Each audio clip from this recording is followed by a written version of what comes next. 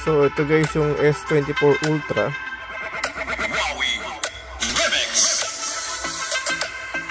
Ang napansin ko sa kanya, no, yung sounds niya medyo deeper.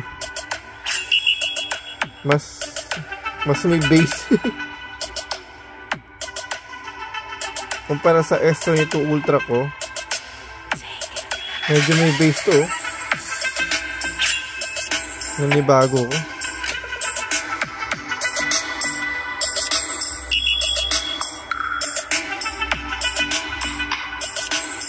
Mas may bass yan, eh.